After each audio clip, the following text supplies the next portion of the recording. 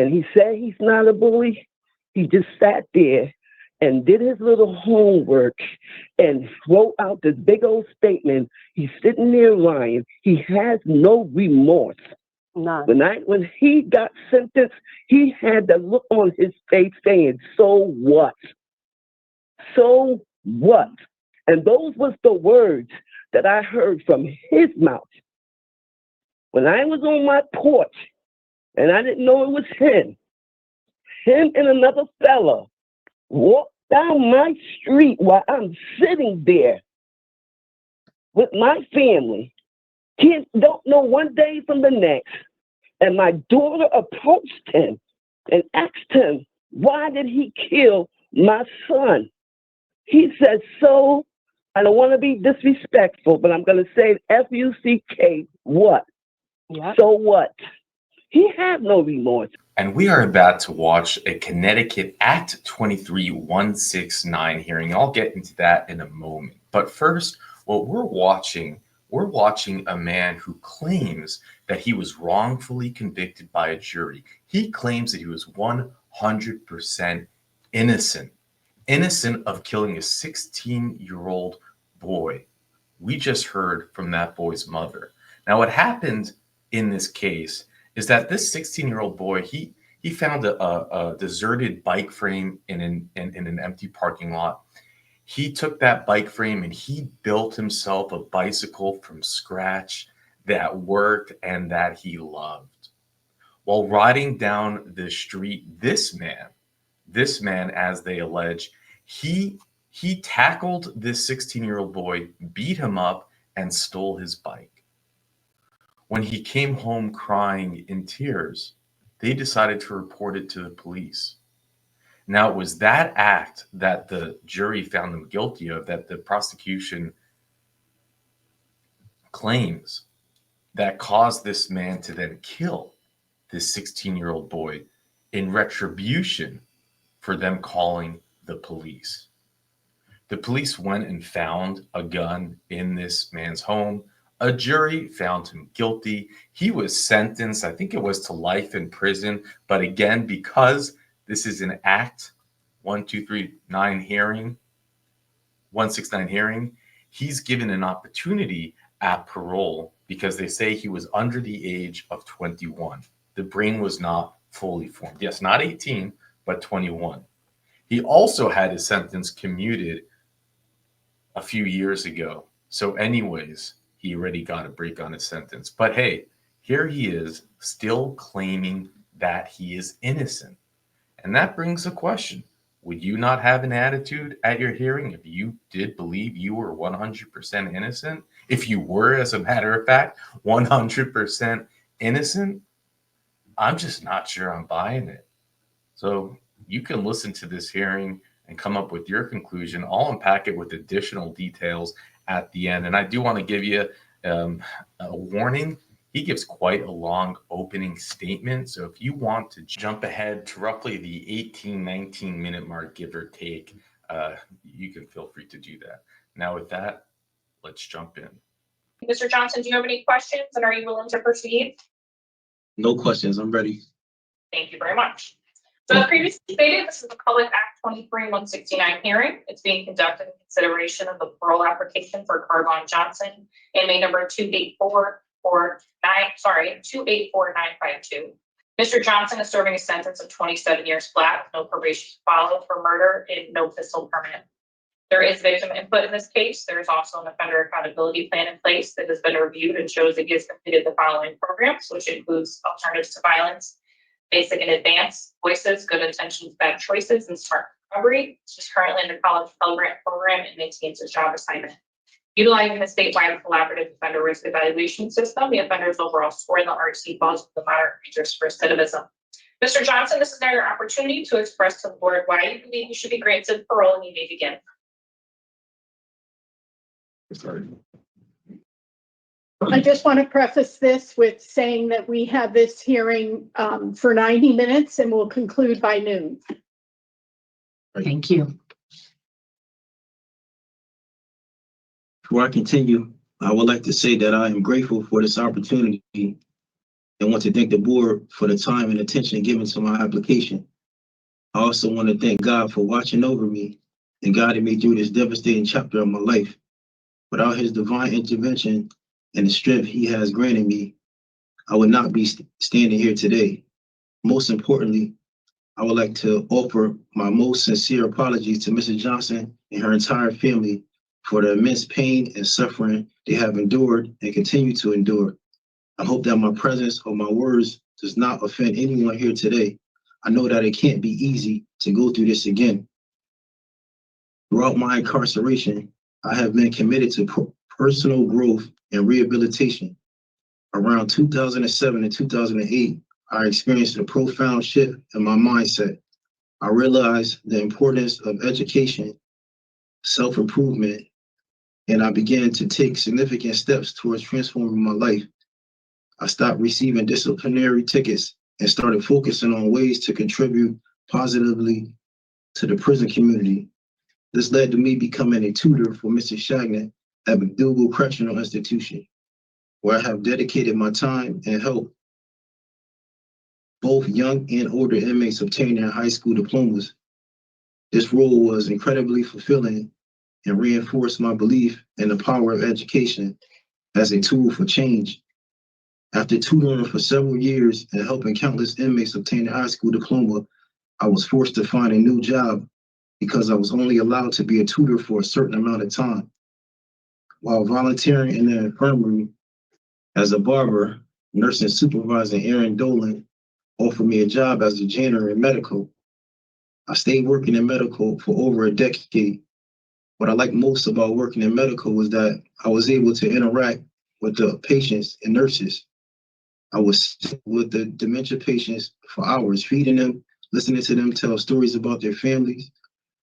I would check on several patients when I wasn't busy cleaning up biohazard waste in the dialysis unit or somewhere else in the facility.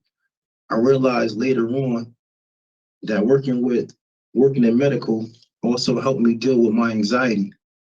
Being around patients was therapeutic for me. After my commentation, I continued my journey of self-improvement by enrolling in college and founding a nonprofit organization called Guided by Purpose Reentry. This initiative aimed to support other inmates in their educational and personal development. Throughout my time at McDougall Walker Correctional Institution and after my transfer to Osborne Correctional Institution in August 2023, I have remained committed to helping fellow inmates achieve their educational goals. I have been actively involved in all available programs listed on my offender accountability plan, including Alternative to Violence Basic and Alternative to Violence Advanced, Voices, Good Intentions, and Bad Choices, and Prime, where I have served as a mentor from November 22nd, 2023 to June 14th, 2024. These programs have been instrumental in my personal growth. For example, AVP and Voices challenged me to step out of my comfort zone and engage in discussions about issues that I wouldn't normally address in front of others. Prime in particular has been an excellent program that allows me to interact with young inmates who are either entering prison for the first time or returning for violations.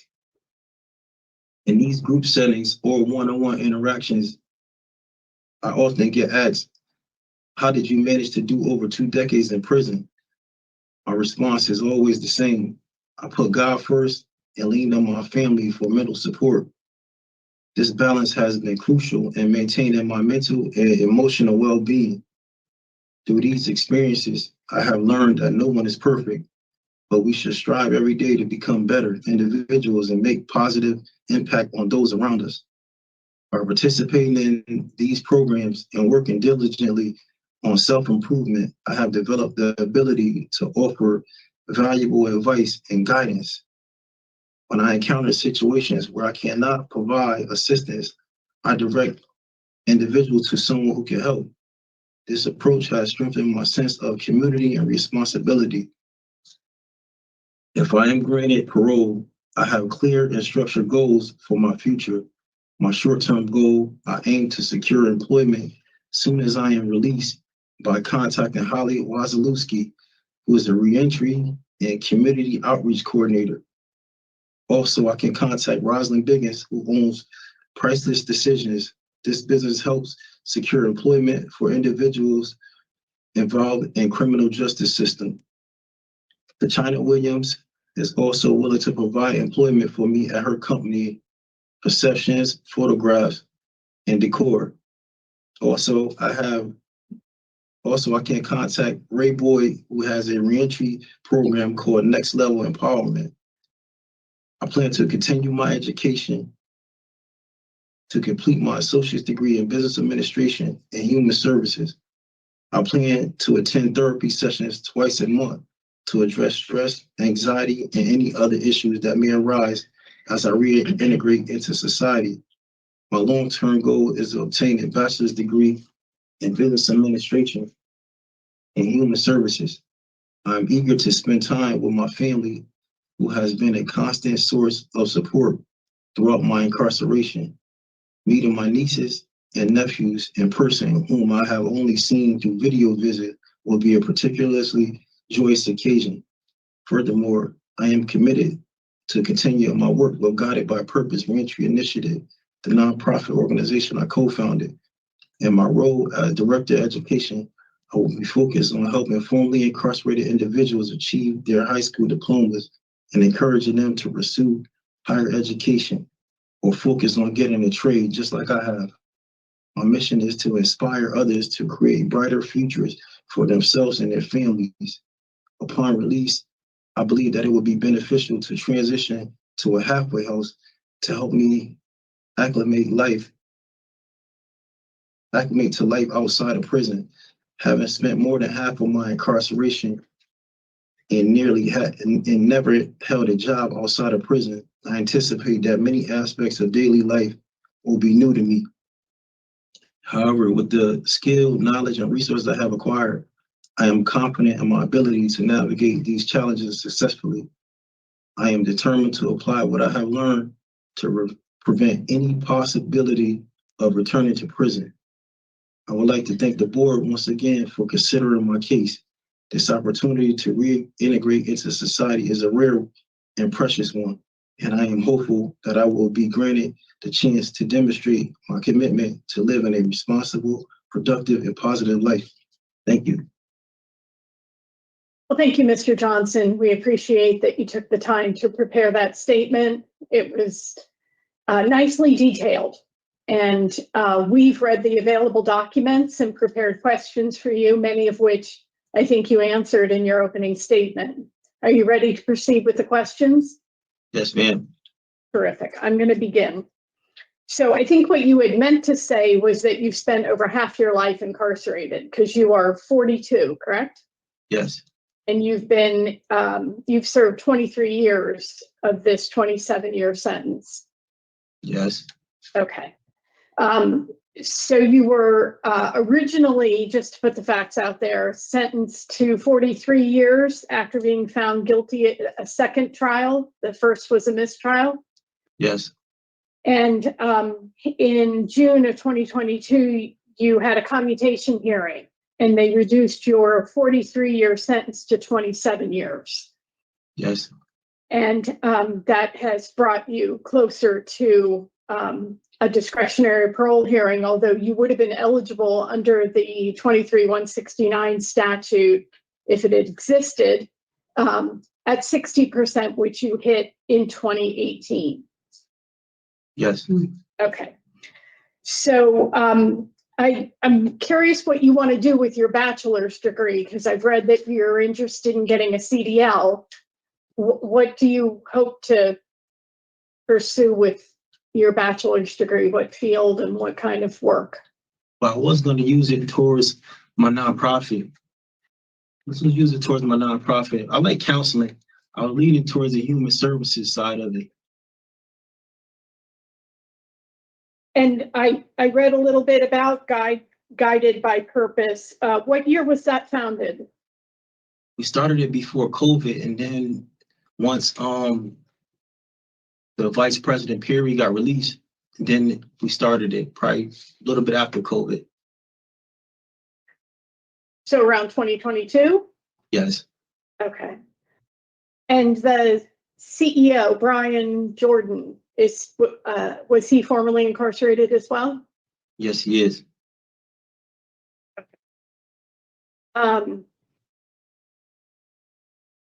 And I assume that your work as a tutor is going to bring a lot to that nonprofit work. But you will also maintain gainful employment. Tell me, what do you understand the job would be at Perceptions Photography and Decor? Well, she told me a little bit about it, but I have to talk to her a little more about it. But I'm not sure exactly what I'll be doing, but whatever she needs me to do, I'll do it. I'll be there. Okay. I'll be available. What did she explain to you about it so far? Well, we only had a brief conversation. It's probably about a couple minutes, and it was through somebody else. But she told me, and I asked, How did you connect with her? huh? I connected her through a friend. Her I friend? connect with her through a friend. Okay. So my impression is that this must be like a staging where someone has a house for sale and they fill it with, furniture, take pictures to market the property. Is that what we're talking about? I'm assuming so. Okay. So, you are serving a sentence for murder and you received 5 years for not having a pistol permit when they recovered the firearm in your bedroom. But it's my understanding that despite being convicted at trial, you deny that you shot and killed this 16-year-old victim. Is that the case? Yes, it is. So why do you believe you were found guilty? Poor representation. Okay, and what did you do about that in the 23 years you've been serving? Well, I just been trying to better myself. Just trying to make myself the best that I can be. Did you do anything to address the conviction? Any habeas motions? Oh, I'm sorry. I misunderstood the question. I'm sorry. I filed a habeas in 2008, and it got overturned in 2013, and then it was overturned back later on. Did you seek a sentence modification? Yes. When was that? I'm still waiting. All right, so you are end of sentence in approximately June of 2029. Yes. And you have no supervision to support your transition, and you also have no sponsor. Is that correct? I have sponsors, but I prefer to go to the halfway house. I always find that positive plan in terms of becoming an adult out in the world, which you didn't have a chance to do.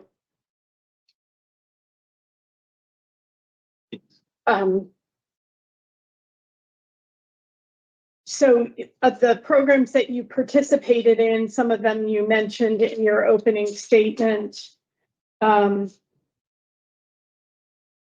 What would you say had the biggest impact on your self-improvement and your growth?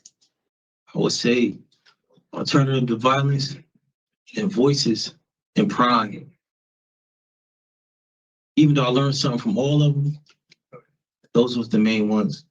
Okay, so talk to me about voices, because it's a program that is supposed to help people appreciate the harm their actions cause, the impact of the crimes on those who suffer in the wider community. So talk to me about what mattered to you in the Voices program. Oh, I was able to sit and talk about issues that, I normally wouldn't talk about in front of others. And I also listen to other people talk about issues too. And it kind of made me feel comfortable about opening up. Okay, what stood out for you in voices in terms of the impact of crime on those who are victimized? Um,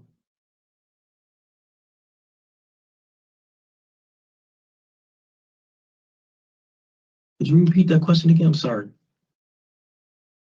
The Voices program is intended to help people develop empathy and an appreciation for the harm that crime causes those who are victimized, who suffer as a result. So what if that program spoke to you, given that you have apologized as you did at sentencing, but still denied that you committed this crime?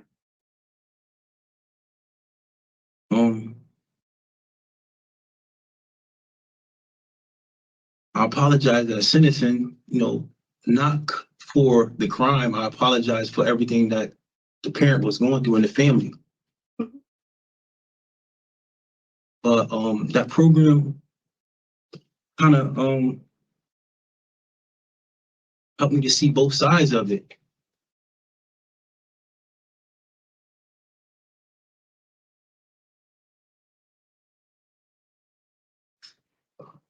So you blame your conviction on poor representation. I also read that you felt the witness lied. Yes, he did. Were you present when Mr. Strong was killed? No, I wasn't. So this was not an argument over the stolen bicycle. I mean, that was earlier on. That was probably 2 weeks before, something like that.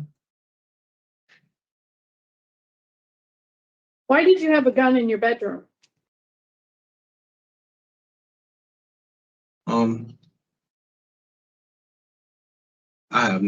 I just had it. I don't have no reason for saying. I just had it. It wasn't for, I just had it in my room. I shouldn't have had it, but I had it. Did you have it because you were selling drugs in the community? No, that's not why I had it. Okay. Were you selling drugs in the community? At that time, no, but previously, yes. Well, I didn't mean in the moment, but that was part of how you supported yourself, Yes, took care of your needs. yes.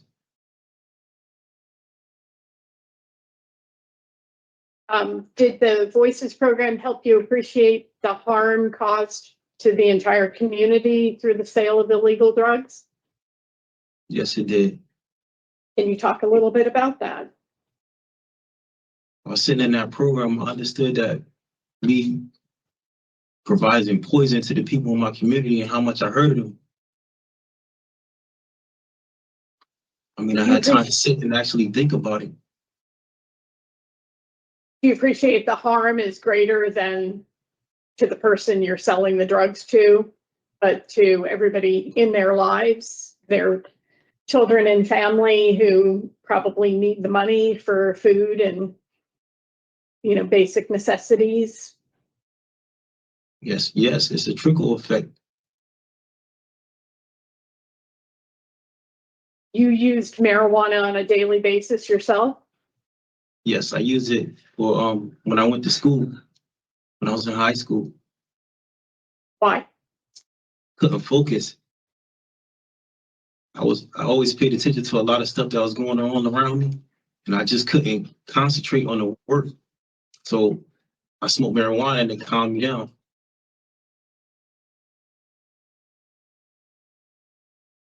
What were the drugs that you were selling in the community?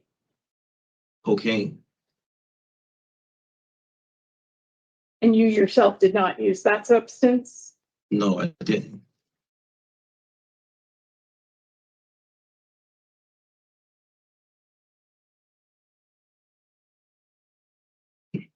So you, through the Prime program, are in contact with young offenders. What strategies do you use to help them open up to want to talk to you? My past experiences.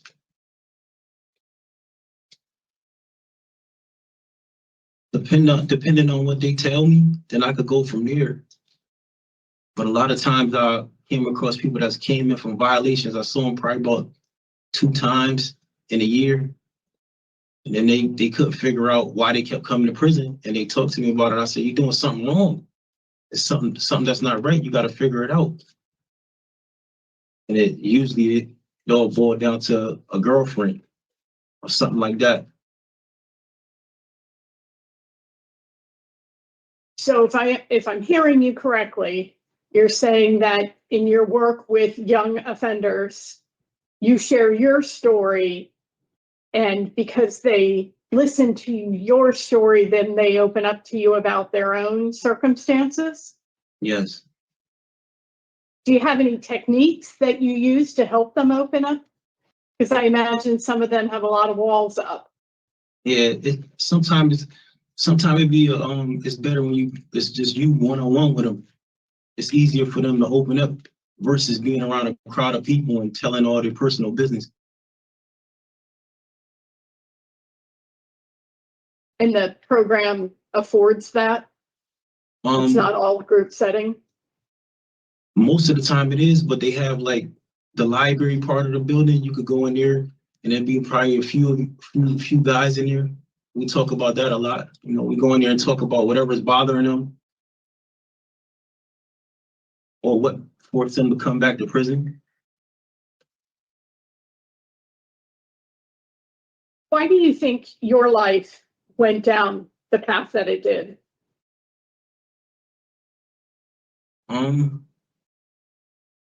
Environment, probably. Some decisions that I made.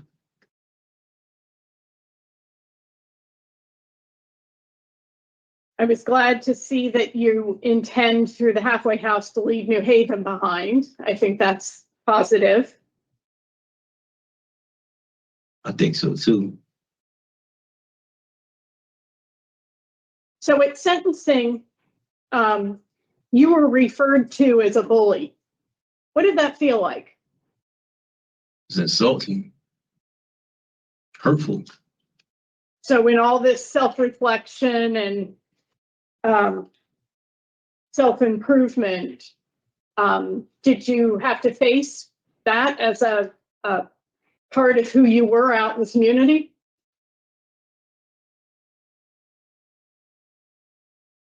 Could you repeat that again? I'm sorry. So you've engaged in, as you described it, growth, rehabilitation, self-improvement during this period of incarceration. Mm-hmm. At any point in that process, did you face that you carried the label of bully and look at that, look to resolve that about yourself and how you were in the community? I faced it, and I felt horrible that I was called that. And I just from there, I just try to make myself the best that I could be. I just did every program that I could possibly do, even programs that I wasn't supposed to take. I still took them. Did you end up finding any truth in that label as you were, redefining yourself and who you are? No truth in that label. I beat myself up about it for a while, but then, just let it go. There's nothing I can do about it. That's somebody else's opinion of me.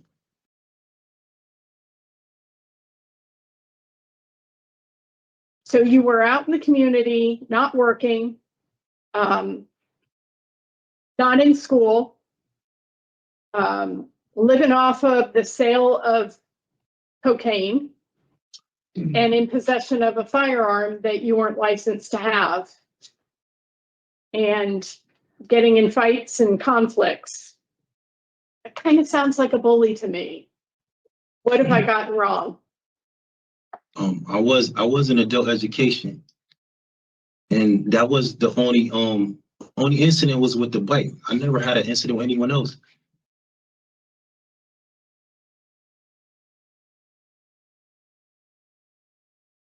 What do you think is going to be your biggest challenge when you are released to the community?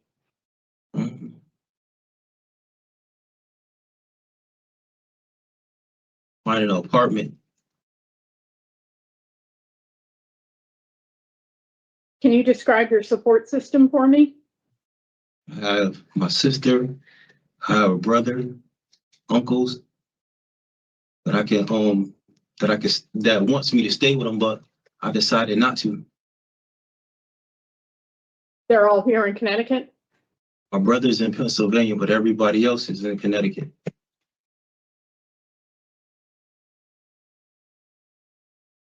All right, well, thank you for talking with me, Mr. Johnson. I'm going to turn the opportunity over to my colleague, Ms. Chance. Okay. So, Ms. Johnson, I wanted to go back to ask you this question. Did you know the victim? No, I didn't. I saw him around, but I didn't know him.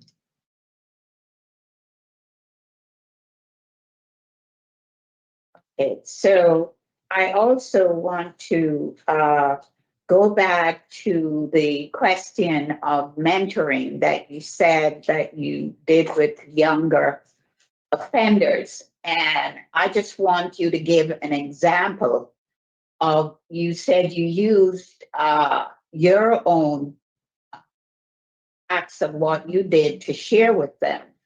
Mm-hmm. And so can you give an example of one act, negative act that you shared with them and how you helped them to open up and share what they did so that you can, tell them where they went wrong and what they need to do.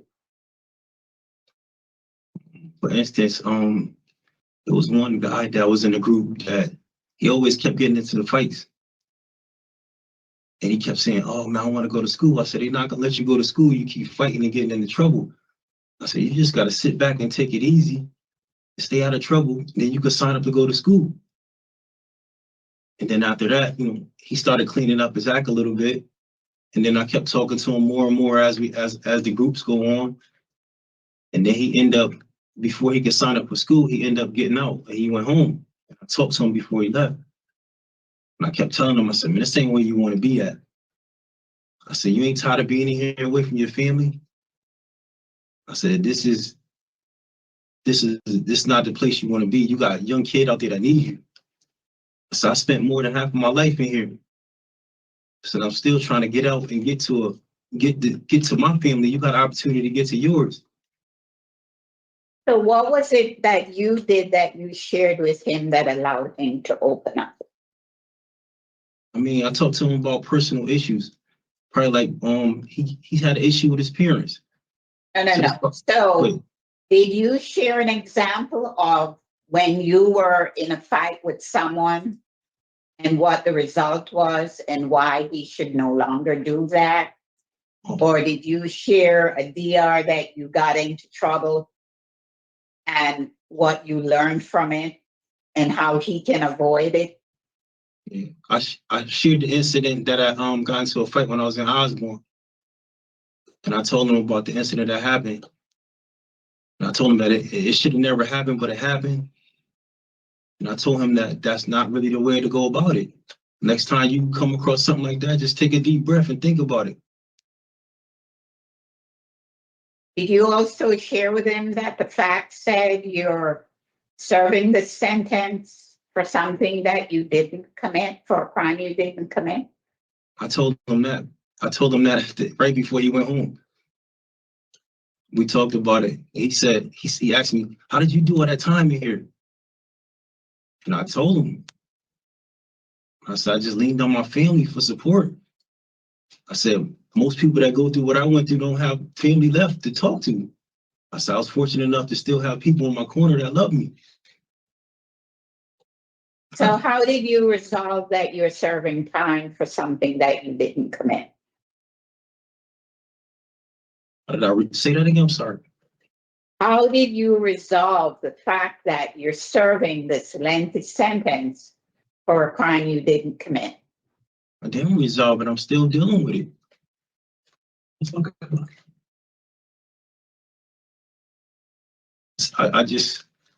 I deal with it every day. Like it's never resolved. I'm always gonna live with this. This is gonna be a part of my life forever. I just hope that one day I could be, get past this. How do you plan to do that? A lot of therapy, family support.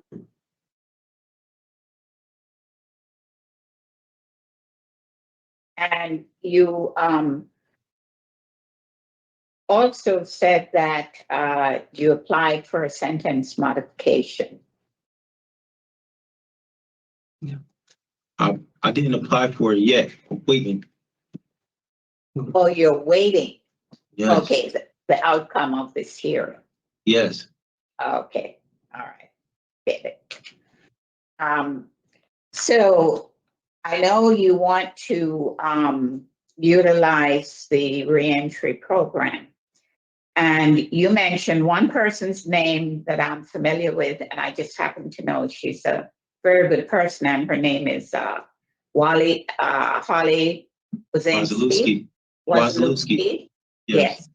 I happen to know her very well, so I don't know, what Miss Williams has for you, but if you do get the opportunity to go out, she is the person that you should really look to contact to assist you in your reentry efforts.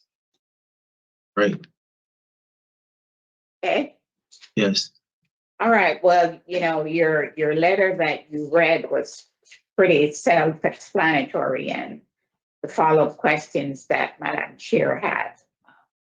I don't have any further questions, Madam Chair. Thank you. Ms. Palmieri? Thank you. So, Mr. Johnson, I just want to follow up on a couple of comments. So in your opening statement, you said you want to be a responsible, productive person. What does that mean, to be responsible and productive living in the community?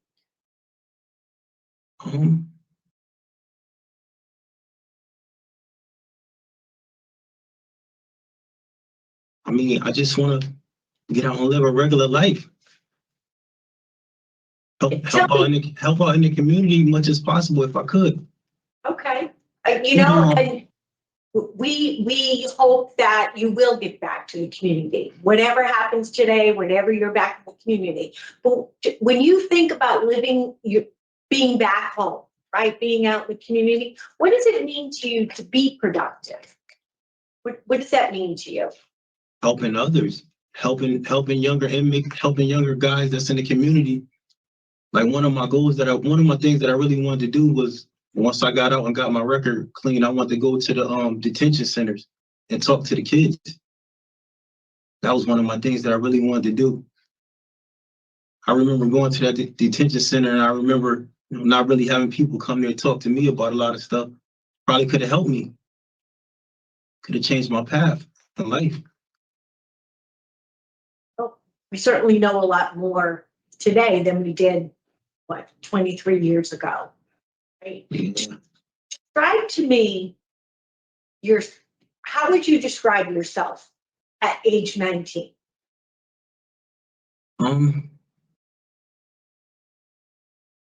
Young, blind to a lot of things in life.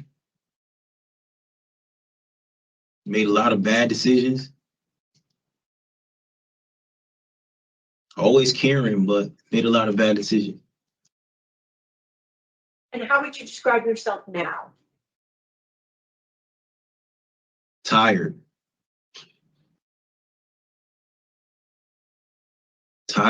thoughtful, always putting others first. You know, very often when we have these hearings, did I cut you off? I'm sorry. No, go ahead. You know, we look at, one of the things we look at is your disciplinary history. We see all the time young individuals who enter the Department of Corrections and are just wreaking havoc. You know, they can't figure out how to abide by the rules. They're angry about being there. And your disciplinary history settles right down at 2008. So what do you see as that transformation in yourself? Well, I want to further my education, and I was told that as long as you keep getting into trouble, you can't go to school. But then I ended up getting my high school diploma, and then I went to sign up for college. Then they told me, oh, you couldn't go to college because you had too much time left on your sentence. So that's when I started tutoring. You know, I would say, as somebody from the outside looking in, that you became this individual that got more thoughtful about your life, became more responsible for yourself, and you, as you said, you became this person that wanted to help others, and that's through tutoring. Yes. Right, and which morphed over into the medical unit. Yes. You know, you're not the first person that come before the board that talks about having worked in the medical unit and how that in itself transforms a person. You know, when you see others who are struggling and suffering, whether it's mentally or physically, you know, it helps you get beyond yourself. Yes. I was, as Ms. Turner, interested to look at this nonprofit that you have. And how do you see that? Is it up and running at all in the community? It's up and running, but it's on hold right now. Okay. Depending on me and the president. And what role do you see yourself playing in that? I see myself being a program coordinator and the director of education. I really want to help. Go ahead. I'm sorry. Go ahead. No, I saw that you were the director of education when I looked at it. But go ahead. So program coordinator, director of education. Yeah. And my goal is to later on come back into the facilities and talk to people, not just in lower levels, but in the level 4s too. Level 4 facilities. I feel that up there, they don't really get programs like they get in the lower levels, and it's needed up there.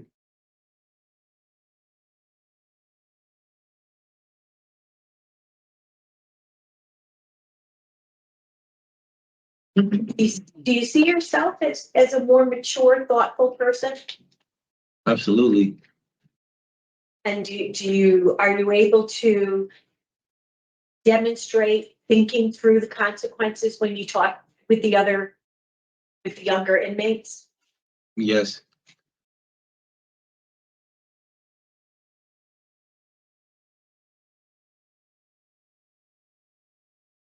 When Miss Turner asked you what you thought would be difficult for you in the community, and you said getting an apartment. Yes. You know, it may be difficult for you. I think that's more of a practicality type of difficulty. Can you think of it? What else will be a struggle for you in the community? What else might be challenging?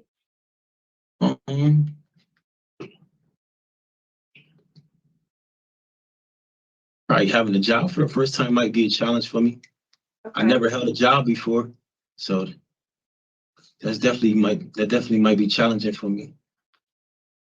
Well, I would say to you to remember those evaluations that you received working in the medical unit that spoke about somebody that was respectful, professional, hardworking, prompt. Those are all characteristics an employee would hope to have. An employer would hope to have in an employee. Mm-hmm. I heard you mention anxiety a couple of times.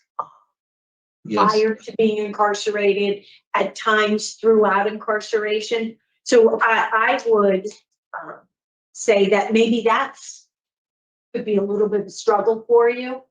Mm-hmm. You know, sometimes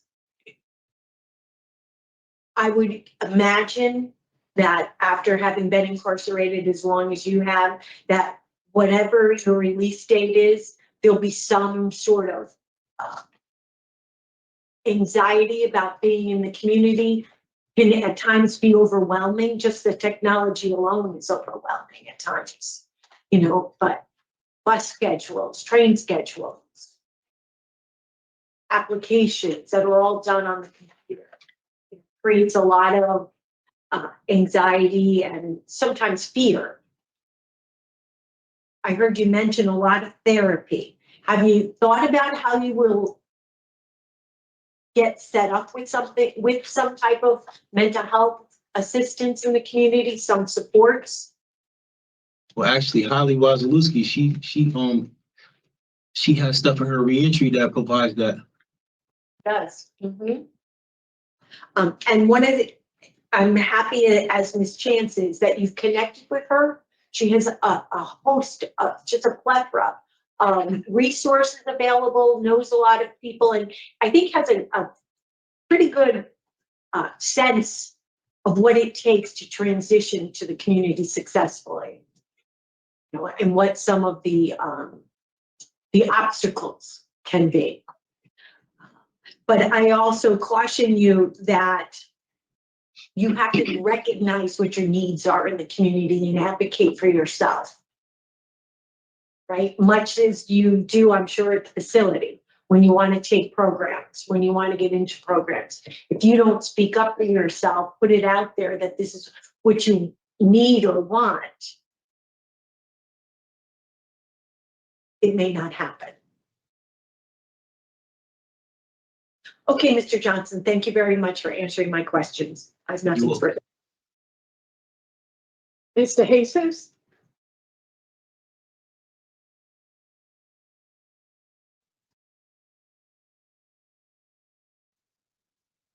Good morning, board members. I do have the victim's family on the phone. This is your opportunity to express to the board your wishes and your concerns. I am to remind you that you are to address the panel members only, and you may begin. Good morning. Oh, go ahead, Mom. You can go. You gonna go, Tamika, or you want me to go? Go ahead, Mom. You can go. Go ahead. Oh, good. I'll go after you. Okay, good morning, panel. My name is Patricia Williams. I am Marquise Strong, the 16-year-old. His name is Marquise Strong. I am his mom. In 2001, Carvaughn Johnson took the action in his own hand. I'm kind of confused sitting here because the first time I heard defendant go up when he got 17 years, taken off his sentence with a slap in the face because he picked up a book and read. He had his GED. My son was in the 10th grade. He didn't get the chance to graduate from high school. He talked about his support from his family. When I want to see my son, I go to a grave site and there's no answers. I still can't figure out to this day why did he have to choose my son. And he said he's not a bully. He just sat there and did his little homework and wrote out this big old statement. He's sitting there lying. He has no remorse. None. When he got sentenced, he had the look on his face saying, so what? So what? And those was the words that I heard from his mouth.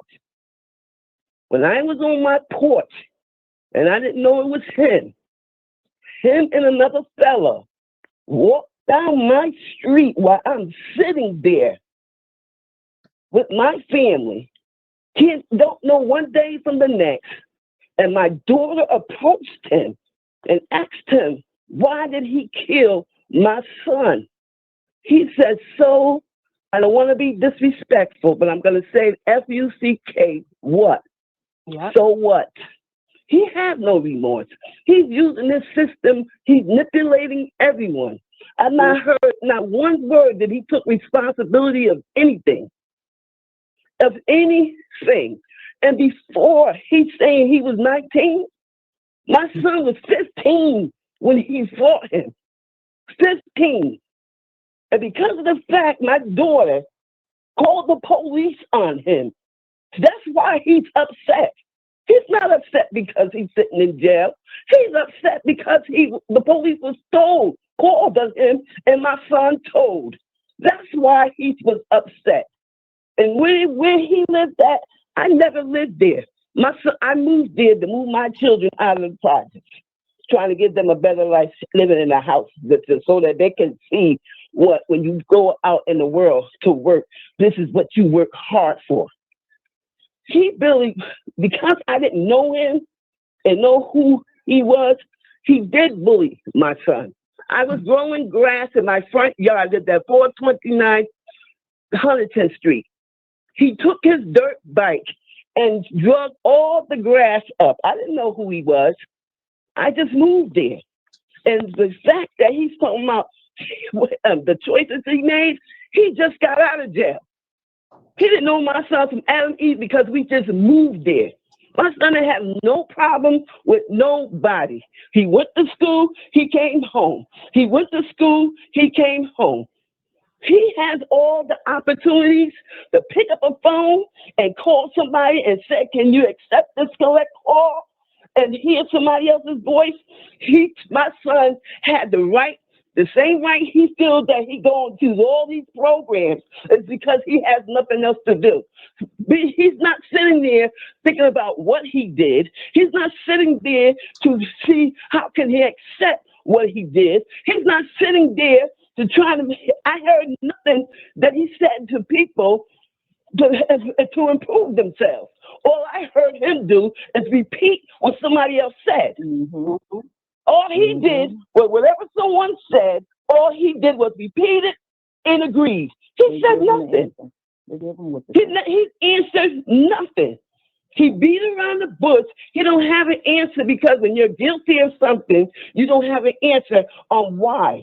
I was the first time my anxiety, he's saying anxiety. Yeah, my anxiety, I couldn't get out the words. But when I got off the phone, I said, they really took 17 years off this man's sentence because he picked the book up and read and got his GED. And when my son had the opportunity to go across the stage and get a high school diploma, and he took that from him, I don't understand all these rights. It's a slap in the face. It's a slap in the face I'm not speaking for only myself, I'm speaking for all the victims. So what I'm hearing is that, okay, go out and commit the crime because we're going to let you out.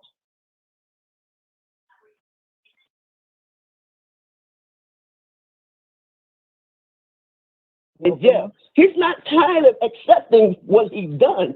He's just tired of being there. He's tired of being there. He don't want to accept what he's done. He did not apologize to me at the court, at the sentence. Mm-hmm. He was standing there. He was furious. He was looking like he wanted to get something and harm someone else. He had nothing in his face. All he had in his face was anger, and all he seen was blood.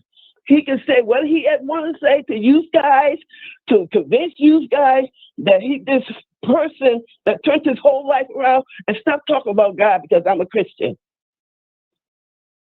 God forgive, yes, he does. God help those that want to help themselves. Yes, he does. But to commit and act like that, you got to go to God for forgiveness. I didn't hear him not one time to ask for forgiveness. Whether you've done it or not, it's not for the person, it's for you. Not one time did you ask for forgiveness. So you still stuck. He's still stuck. He's mad because he's in jail. He's mad because my son told on him. He fought my son. That's what's bad enough. You fought him, 15 years old.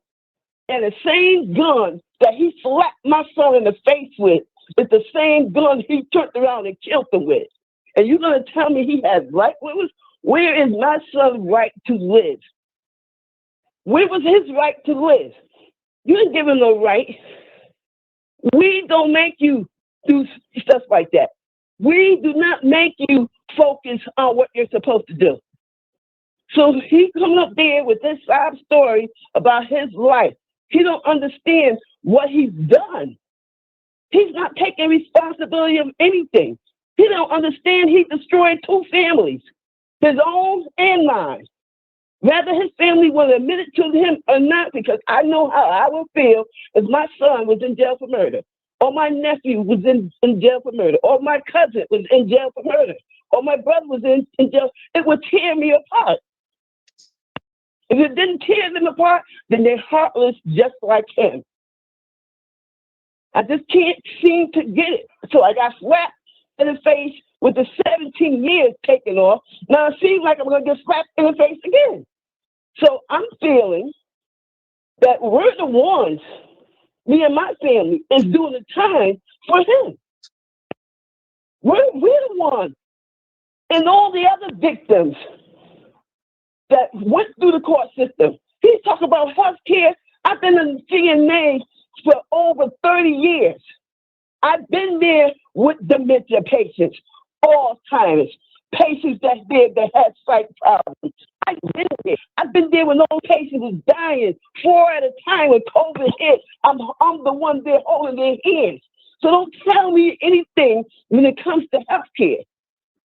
I've been doing it for over 30 years, watching them come in and watching them go out in a body bag. So don't tell me that. My job is to clean them, give them their dignity and their respect. So don't come there because you picked up a little vomit or you sat there talking to a dementia patient that don't know you after 2 seconds. Because she's supposed to serve his time without the possibility of parole. But because the law changed, they knocked 17 years off his sentence. Now he having another parole hearing. I just don't understand it. I cannot understand why the victims have to pay the price. Make sense of it.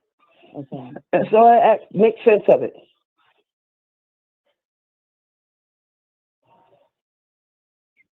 You finished? Yeah, I'm done. I would like to speak. I'm the victim sister. I went to school with the victim. I mean, not the victim. With the. I'm sorry. If you are making a statement before the board, we cannot hear you. Could you speak up or? Nope, we would. Can you hear me now? Yes. Okay. And who are you? I am the sister, the older sister. Thank you. So I am the one who called the police. So after the incident when after the fight, my brother came home like in a rage, like, and saying about he got hit, that the Carvaughn Johnson had hit him with the gun, took the bike from him. But previously, the previous week, they had a fight, and Carvaughn Johnson, the defendant, was upset because he got, I guess, beat up by a younger person. So now, I guess that just, messed with his ego. So he had to come and do something to my brother. But I know him. Me and him went to school together. He is a bully. He didn't do nothing but fight girls in school. He is a bully. That was his thing. He will follow girls down the street and talk and actually fight them like if there was a boy like him. So yes, he is a bully. So that name being on him is accurate. I went to school with him. Me and him was both in Hill House. We both went to school together. So that part, my thing is this. He did his crime. And my thing is this. I know people can't stay in jail forever, but we ask that he do the time that he was sentenced to do. Because even if he's in jail for 60, 70 years, that's still not going to bring my brother back. You understand what I'm saying? It's still not going to bring him back. The actions that the defendant took was conscious actions that he wanted to do at the end of the day, and then to come back the very next day on the same street where my brother got killed at, in the backyard next to us.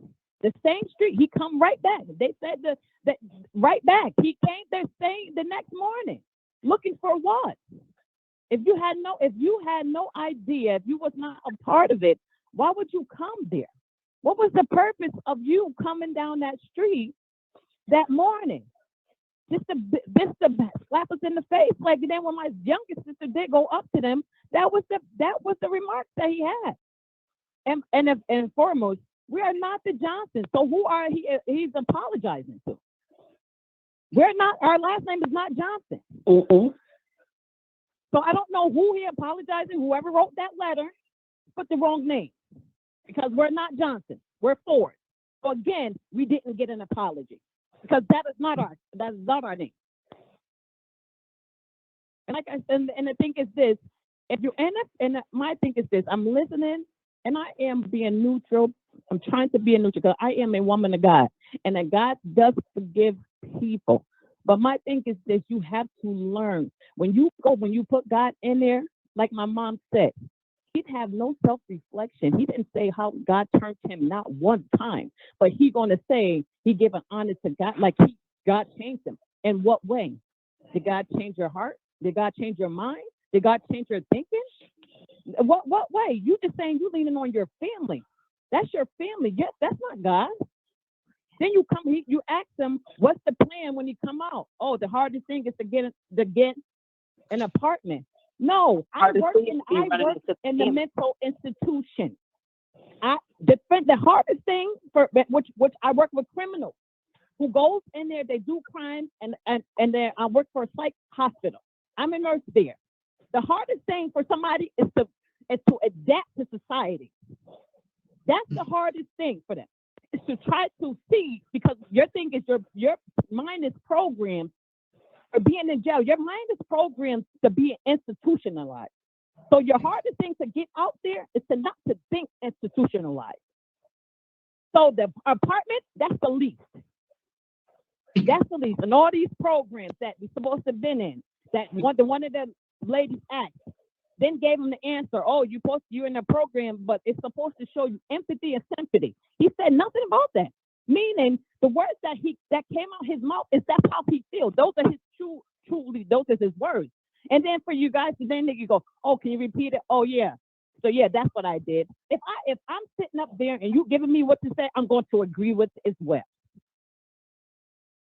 I didn't hear nothing about no empathy or no sympathy. And if you have, and if you're teaching somebody out there trying to help somebody, what one of the ladies asked, so what was it? How did you help somebody on a one-on-one? Oh, when the guy was fighting, had a fight. But you never said what you did. You never tell them what you did and how did that affect you, and what did you realize, like this is not working. And this is, you know what, I'm going this way, and this will help me to be where I'm at right now. Because of this, I did this. And now when I did this, I realized this. None of that. None of that. And of course, you're going to be tired of being in the same walls for year after year after year. You're doing the same thing, repetitive things year after year after year. And then the goal, you're coming out to these programs. One lady, what photo? You don't even know what the lady's even doing. What type of photo? My thing, like I said, I don't understand this hearing. I don't understand the purpose of why we have to keep going down this road. At the end of the day, they took 17 years off already. My God. Just do your time. That's it. Do what the state already agreed with them for taking off 17 years, which my brother wasn't even 17 years old. He never even see that age. You were granted that. That's all I ask. Do your time. Do your time And whatever you do when you get out, I do hope that you do help somebody. Because the way these streets are out right now, you really need to rehabilitate your mind, because they're not how they were when you first went in there. But yes, you definitely need seeking some counseling. And anxiety, if you have God, you wouldn't have anxiety. That's all I have to say. Thank you. Thank you. Well, my name is Shantia Ford. I'm the second sister to the victim, Marquise Strong. And one of the reasons I opted out from the video call as far as the hearing is concerned is because I was on the video call the last time and I read body language. Carvaughn Johnson has no remorse. No remorse. He is not sorry for what he did to his family or to my family. Every time my sister, my mom, or my sister at the last hearing, his body language, our voices irritated him. And I didn't want to see it this time around because it was upsetting. And then with the question, like my sister said, the hardest thing, to me, like the family still lives in the same area. We still live in the same area. So to me, the hardest thing would be running into the victim's family. Not one time did he apologize for anything done to my family when we lost my brother at such an early age. But we surely got messages from prison about how he's about to get out. He don't care. He's about to get out. We surely got those messages, but we didn't get no messages saying, I apologize, I'm sorry, it was an accident, it was on purpose. We didn't get no kind of message as far as that. But we got messages saying about how he didn't care and how he was getting out. Those were the messages we got over the 20 years that he served in prison. And just like my mom and my sister said, 17 years was already knocked off the sentence. Why is that not good enough? Why is that not good enough? We still have to live with the emptiness of not having a family member because somebody else made a conscious decision to take their life because they was angry and upset. How can you say you weren't a bully when you follow this boy to school every day? You follow him to school every day. You was waiting at the bus stop. But we're not bullies. That makes no sense. And there was even a time where I was walking down Newhall Street and the defendant threw a glass bottle at my son's stroller over the same incident, but he's not a bully. You have no answers to questions that are being asked. And I'm sitting here laughing with the phone on mute because I'm listening to the parole board ask questions and then turn around and give the defendants the answer, and he's just off of what's being said. Exactly. And just like my sister said, I'm not sure if the opening statement with the apology to Mrs. Johnson, I think maybe the defendant was apologizing to his mother or his grandmother because my mom's last name is Williams. We never got an apology ever for 2 decades. We never got an apology. We just got messages about, oh, he about to get out. He said he getting out. He said he getting out. And then when you go down the rabbit hole, you find in dating profiles and everything else saying about how he getting out this year. How he knows so much.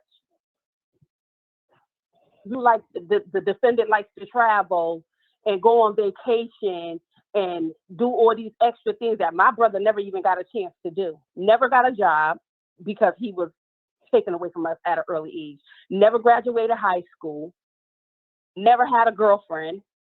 Never got a chance to settle down, as the defendant said in his dating profile that he wants somebody to settle down, but not right now because he's looking for a friend.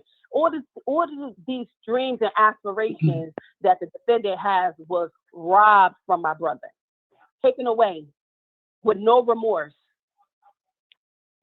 And then I'm sitting and listening to the selfless, like the defendant to me, he wanted to come off as being selfless, but I just took him as being very selfish because not one time did he say anything about giving back anything to the community. He's talking about a nonprofit that is really non-existent.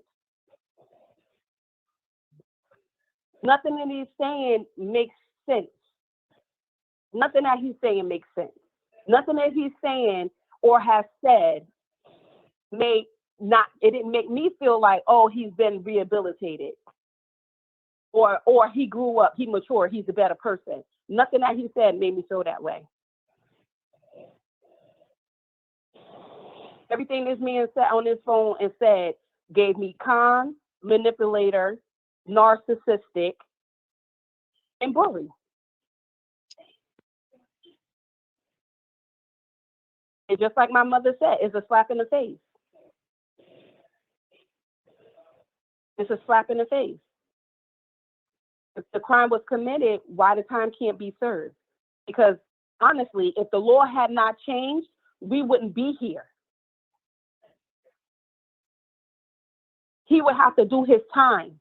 If the law had not changed, which I don't understand why it was a blanket change and not a change where it was for lower level crimes. But if the law hadn't changed, we wouldn't be here. But just as a stroke of luck, because he liked to file paperwork, he found a loophole and a law change just in the nick of time. But I feel like if he was remorseful, 2029 is not far. We're already at the end of 2024.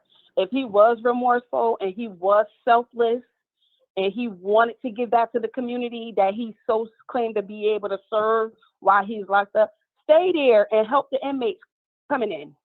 Stay there, do your time, Right. give the inmates the help that you claim to be giving them. Exactly. You know so much about these people and you help them so much. I don't understand, Right. and I didn't hear anything that you did to help anybody. Do your time. Do your time. Serve your purpose while you do your time so that when you come to the end of your sentence, you can feel good about doing something. You could say, oh, this is my past. But I feel like you just want a ha-ha moment. Right. That's how I feel. I feel like you want an aha moment.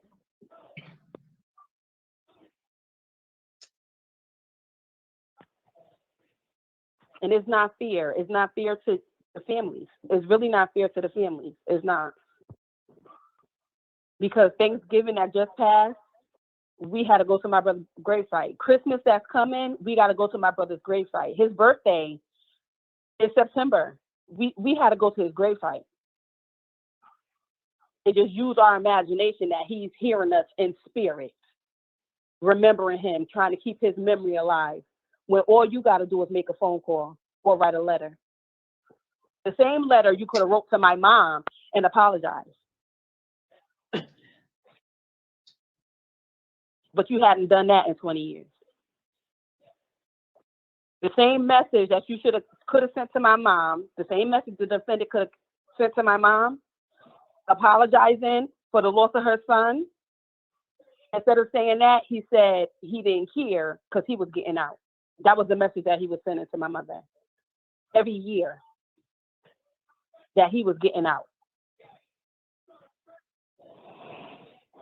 That sounds like bullying to me. It sounds like intimidation to me.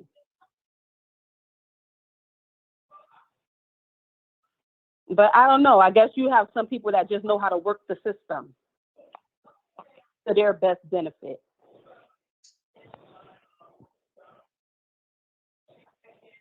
Anxiety. With my mother running to this man at a Walmart, or we run into him at a Stop and Shop or a ShopRite.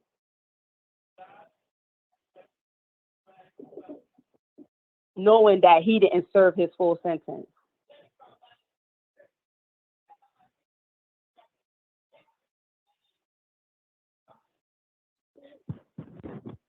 That's anxiety.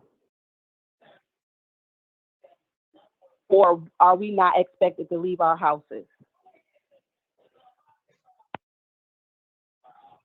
I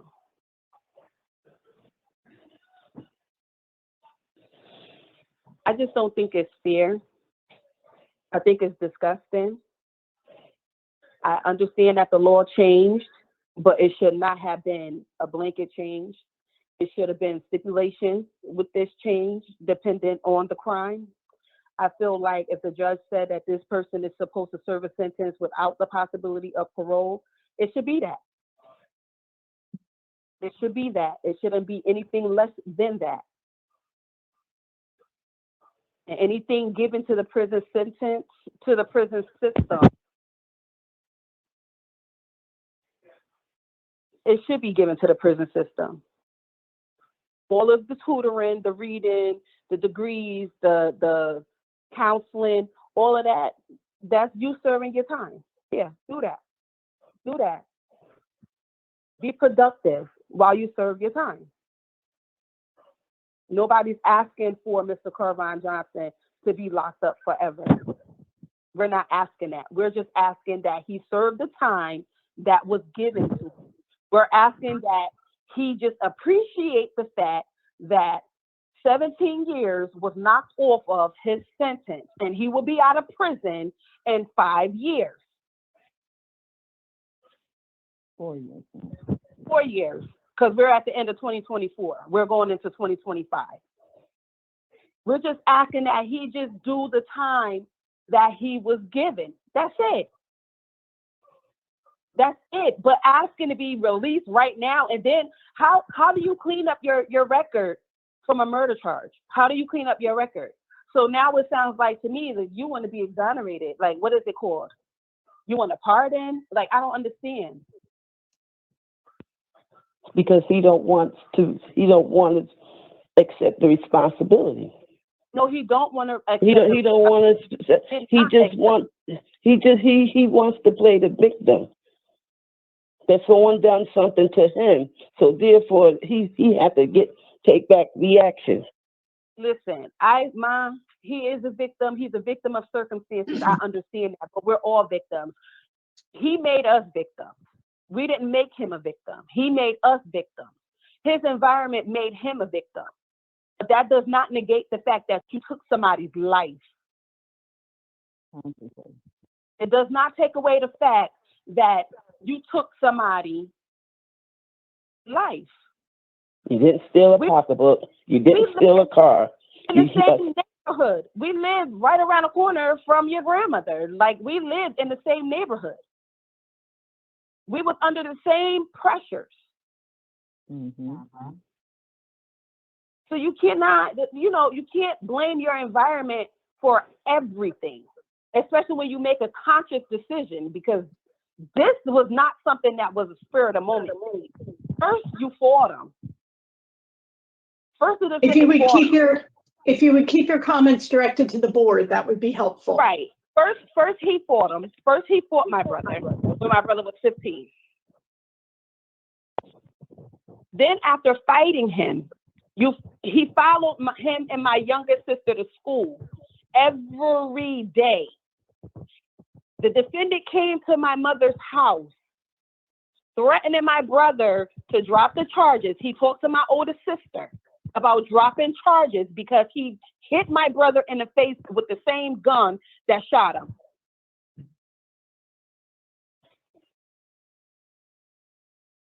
We all want to be better than we was yesterday, but we still got to pay for the path that we walked. We still have to pay. Every choice that we make has a consequence. We still have to pay for what we do. I want to be better tomorrow than I am today, but whatever decisions I make today deciphers what my life is going to be like tomorrow. And there's nobody to blame for anything but myself. Nobody told him to do what he did. He did it because that's what he did. He wanted to do it. And no apology was made. No apology was given. No apology was offered. Not even in the body language. And like I said a few minutes ago, I didn't even want to do the video call because I didn't want to see his body language. Every time we said anything, voice our opinion about anything, express our emotional beings and our mental beings about this situation, it irritated him. How is that remorseful? There's no sympathy in that. There's no empathy in that.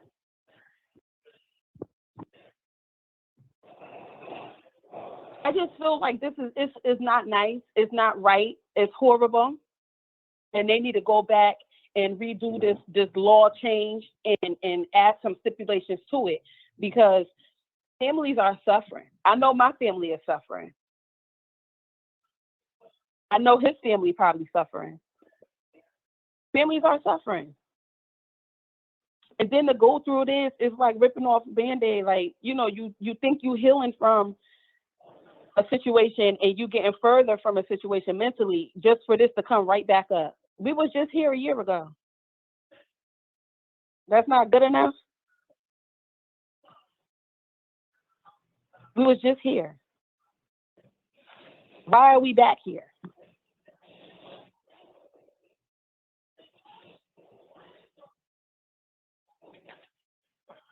We thank you for your input. We heard you. And we appreciate your participating in the hearing today.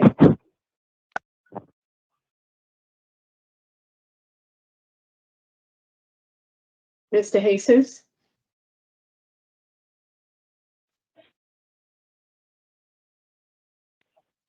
My apologies, board members. We're all set. Thank you. Thank you. Thank you. At this time, we will afford the attorneys each an opportunity to make a statement. Starting with State's Attorney Doyle. If you have any comments or statements you'd like to make, you may proceed. Thank you. And thank you to the board. I just want to summarize a little bit of the facts of this. This was a jury trial. It was a trial, then it was retried again. The defendant was found guilty by a jury of 12 citizens of the greater New Haven area. The highest burden in the legal system, proof beyond the reasonable doubt. And he was found guilty of murder and several offenses. And Judge Thompson sentenced him to a total effective sentence of 43 years in prison, which on June 17th of 2022 has been noted by the family. This board commuted down to a total effective sentence of 27 years to serve. The underlying facts of this are disturbing. While the defendant was a young man, the victim was a very young man. Okay, he was 15 to 16 years old at the time. I have records that are showing 2 different dates of birth, but the reality was he was a very young man, and he was killed over a dispute or a beef or an argument over a bicycle. And as one of the sisters of the victim pointed out, this wasn't a spur of the moment argument thing where heated tempers are flared. This is something that occurred over several days or week period. There was a dispute between the defendant and the victim over a bike. The victim's teenage sister witnessed it. She witnessed the animosity of the defendant towards the victim and other members of the family 3 weeks prior to the shooting of her brother, when the defendant walked towards the victim in the store and the defendant called the victim a punk and threatened to assault him. Another witness, a witness who was at the trial to witness this dispute that was over a bike. Another young woman witnessed the dispute over the bike and testified at trial. She witnessed the defendant holding a black handgun and pointing it at the victim.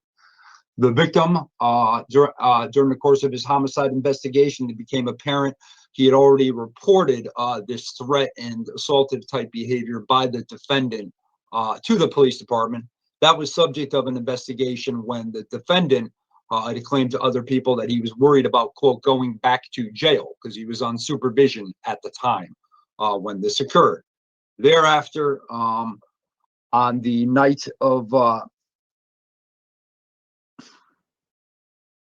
thereafter, in the incident that has occurred, he took the life of Mr. Strong when he walked up beside him and fired several rounds into his person on the night of October 10th. There was a witness to that who had split ways with the defendant, who heard the gunshot and then subsequently saw the defendant fleeing the location, running and into a vehicle from that area. And as Your Honor, as the board has already pointed out, a gun, which I should clarify, was recovered from his home, but was not the weapon that was used during this homicide. I think we should just kind of spell that out, and I should have that spelled out. Over the last 20 years, the defendant's made various habeas claims against both of his attorneys, his public defender attorneys, his appellate counsel. He's made claims against the witnesses in the state. It has been noted by the family of the victim. There's been a trial, then a second trial. There's been several habeas trials. There's been sentence review. There's the previously aforementioned commutation hearing. Now we're at the juvenile parole hearing.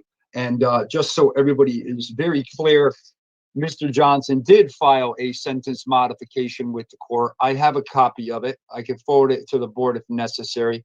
It is dated October 22nd, 2024, which is a little less than 2 months ago.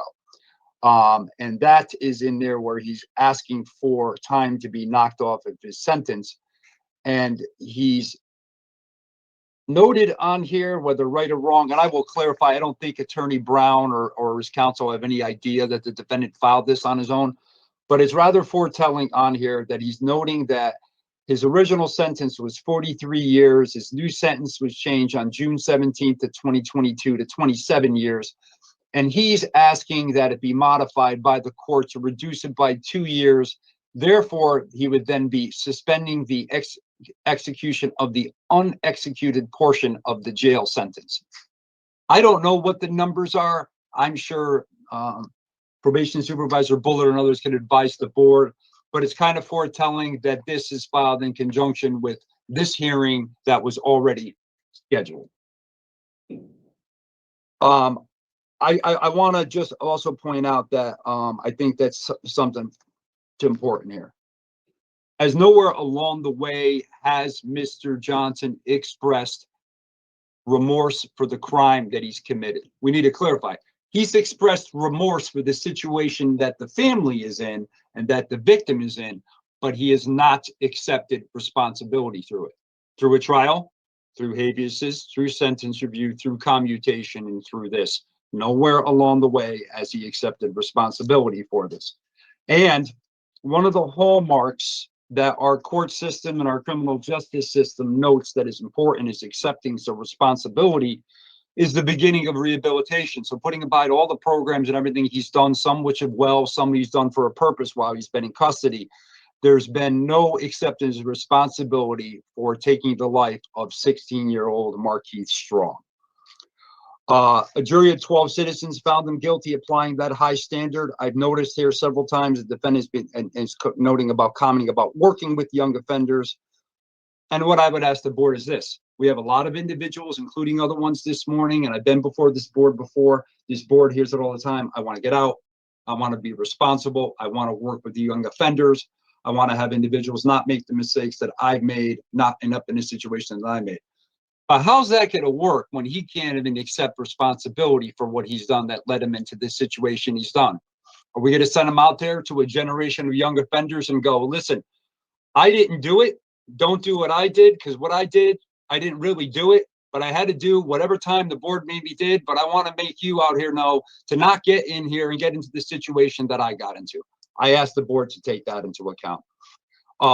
Board member Palmieri mentioned Ms. Wazalewski. I know Ms. Wazalewski well. I've known her for over 25 years. She does offer great services and opportunities for offenders that want them. But quite often, when we're in these hearings and sentences mod hearings, people reference her and mention her name quite often, almost every hearing that I go to. But we also should be aware, as Ms. Palmieri pointed out, it's the individuals to take advantage of those opportunities when they're released, not just give lip service to that name and request that they've requested documents or they're seeking to go out there. And knowing how her programs work, I have questions of somebody who can't accept responsibility for their actions on how that would work with that particular program. This upcoming Tuesday, she'll be presenting to 45 probationers and parolees, and my office will be there to address them as an invitation on her behalf. We agree with rehabilitation and opportunities for people that have shown that. I don't believe this is a situation, as you've heard from the family of the defendant. I would also, in closing, what I do want to point out is that obviously the board has to look at a variety of factors and weigh what it needs to look at when it comes to probationary factors, but also, again, looking at 54-300, the factors that also need to take into account is an individual who holds himself accountable to This board needs to look at the factors of an offender holding himself accountable to the community, the seriousness offense, proportional to the harm of the victims and the community, the goal of reduction of criminal activity, imposition of just punishments, and sentences that should be just, fair, and equitable by promoting respect for the law. Those are the rest of my comments, and I concur with the family and the victims. Thank you. Thank you. Thank you, Attorney Doyle. At this time, Attorney Hall, this is your opportunity to make any final remarks or statements. Attorney Brown's going to speak. Thank you. And I'll be very brief. I know that it's been a lengthy hearing, and I guess I'll start by saying I wish you all could see the relaxed Carvaughn Johnson that we all know, the people in this room know when he's not on the hot seat. And two just factual things. I believe the evidence was there was one shot, and also that Mr. Ford departed from Mr. Strong, not from Mr. Johnson. That may or may not matter all that much. But I guess I'll say that the innocence issue is certainly the elephant in the room. I guess it's beyond the elephant here, given the discussion we've had. And I don't know there's a good way to address that in a situation like this. I know that Mr. Johnson understands that every time there's a hearing like this, there is victim notification that happens, that contributes to the painful process that Mr. Strong's family has been through. And I don't think any of us have anything like helpful or perfect words for things like that. I think generally, having done this for a while, I think there's different levels of innocence protestations from people, and there's situations we have where people insist on their innocence no matter how overwhelming the evidence is against them, no matter how much there is in their face, and they just insist on not doing that. And the record that is in the parole package here, we had a mistrial, we had a second trial that was based significantly on recanted testimony with a Wayland statement put in. And we also have a habeas court that granted relief to Mr. Johnson before the appellate court took that back. And I just think that that's something to consider.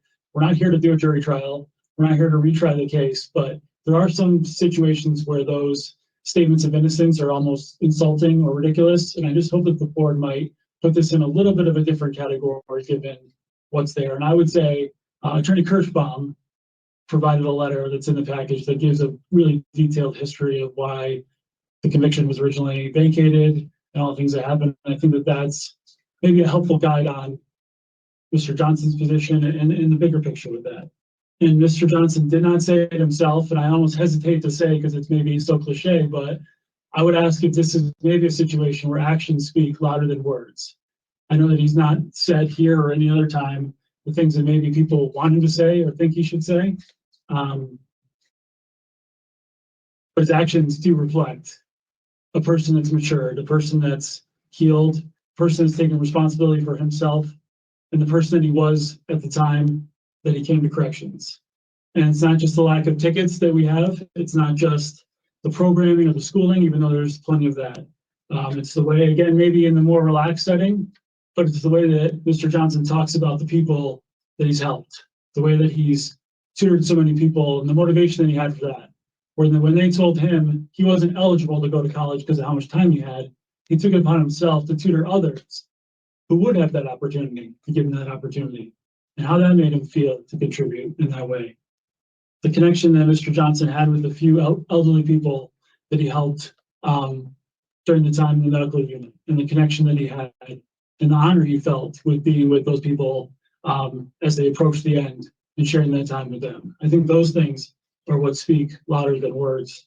The way he talks about his family, his nieces, his nephews, his desire to be out there, to care for them, to be there, to show up in their real lives and not have to explain away his absence. Those are the things that speak louder than words, I think. And the way he talks about his education, his future, and building something bigger than what his life has been so far, I think speaks louder than any words. And I was actually interested when the first question was posed to him by Board Member Turner about the CDL and the diploma or the college degree. And I agree with that. I mean, it's almost jarring to see how much he's done education-wise. And I know that there's more for him than, not to say there's anything wrong with driving a truck, but I think that he's going to have that impact in the community. And I understand, and I'm not surprised that we heard from Attorney Doyle the concept that rehabilitation often starts with remorse and responsibility and accountability. I think we hear that a lot, and I understand, and I credit that as a true concept most of the time. But I think it's a very complicated concept in Carvaugh's case. And I think that if you look at his actions, again, you can see the person he's worked to become, the person that he is now, regardless of what happened in this case, and that counts for a lot. And you don't have to accept that he's innocent or what he's saying about his innocence, but I think you can look at the person he is now as compared to the person who came to prison and see who he is and see what he's done. And he has done it. And the evidence is in years and years of positive actions that he's done there. And without the elephant in the room, I think that the parole factors are almost an easy fit for Mr. Johnson. And I know that it, again, it complicates things to talk about this in this situation. And I just hope that what he's shown and what he's done can be the driving force of what we look at in making a decision. And I think what the last thing I really want to say before winding down is that I try to do a little bit of the math. That 43-year sentence, if it had remained in place, I think that he would be within 2 years of getting this hearing if he hadn't gotten the commutation. And I think with the commutation, he was, back eligible to 2018. But I know no one said the word, but the idea of double dipping or getting more, I think we're not that far away from where he would be if we hadn't had that. And I think what we have as a benefit now is the board can put Mr. Johnson on some supervision, help transition him into the community. He's going to be in the community as a young man. He's going to be there soon. He's going to need some help doing it, and he's ready for that help. He's going to engage with that help and that opportunity that he's going to have over the next few years if he's on supervision versus maxing out a sentence and being released. I think that there's a lot of benefit. There's a lot of upside. There's a lot of advantage that the board has, the community has, and Mr. Johnson has in doing that. And I think that's the key. Hopefully the key driver is how to get Mr. Johnson back to the community in the best possible way for himself, for the community, and for everyone. And I thank the board. It's been a lengthy hearing, and I thank you, as always, for reading all the materials that we give and hearing everything. And I ask that you grant Mr. Johnson parole. Thanks. Thank you, Attorney Brown. Madam Chair. Okay, so at this point, we'll discuss and ask for just a few minutes to do so. So I began with the questions for Mr. Johnson. And as we've pointed out, he's now serving a 27-year sentence, having been convicted and sentenced to 43 years. He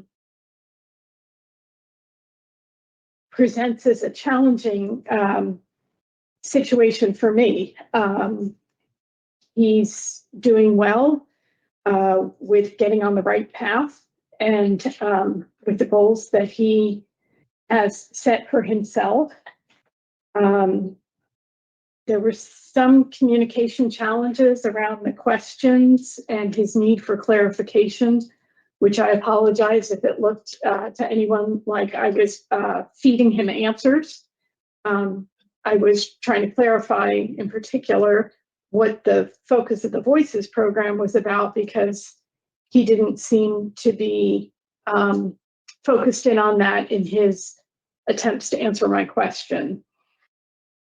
The victim's input weighs very heavily on me. They, were put through the commutation process back in 2022. And, obviously take great offense to 16 years being taken off of Mr. Johnson's sentence while they mourn the ongoing loss in their lives of Mr. Strong. We have, as we learned from Attorney Doyle, a sentence commutation pending, and we know that in February of 2028, DOC will give Mr. Johnson consideration for community release. So my vote in this hearing today is to deny discretionary parole to Mr. Johnson. I'm not hearing the change. And and the acceptance of responsibility that I would think would come with the growth and maturation in his situation. Ms. Chance? Yes. So, Madam Chair, I do agree with everything that you said, and I'm gonna identify the areas that I thought was concerning in regards to his communication. And one was not accepting responsibility, but wanting to assist, other young offenders in helping them with their offenses. And then he said he did not know the victim, but we're hearing today that they live in the neighborhood. He had more than one confrontation with the victim. And then when I asked about the sentence modification, he said he didn't. Attorney Doyle confirmed that he did file one. So while Mr. Johnson might be suitable in a lot of areas in terms of the programs that he completed and his mentorship and serving as a medical worker for 14 years. My other concerns were attempts to answer the questions in regard to the Voices program, which I thought he had difficulty with. And then listening to the victims' input today, which I thought was extremely powerful, and the statement from the state's attorney's office. So my vote is to deny discretionary parole. Ms. Palmieri? So while I don't disagree with my colleagues, victims' input was extremely important. They are continue to struggle after all these years, and the victim was a very young individual. I share some concerns with respect to Mr. Johnson and his struggles with answering questions to the Voices program. However, I do note that he did answer quite a few questions quite well with respect to many of the other programs that he took. Alternatives to violence, he talked about learning communication, patience, he talked about being a productive person. There was a lot of talk about him not taking responsibility for the offense and not admitting remorse.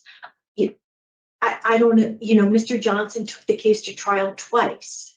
We would be talking about him coming before us today and saying and taking responsibility for it and questioning why he took the case to trial twice. So I think there's, he denies committing the offense, and I don't think that should necessarily be held against him. I think what I'm looking at today is his suitability and his rehabilitation. We often look at programs that individuals take. Well, first we look at the age when the offense occurred, and we look at what we know about behaviors at the age of 19 in terms of, and we talked about it in other cases, impulsivity and immaturity and not being able to weigh consequences of behaviors.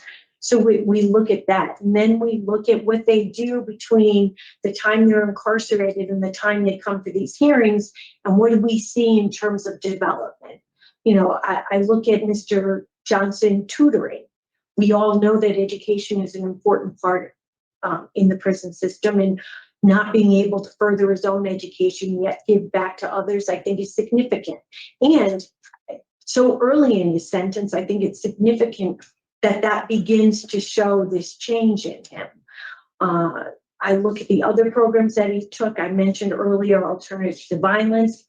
I also, I think it's important to mention the jobs that he's held. And he's held jobs with excellent reports since he's been in.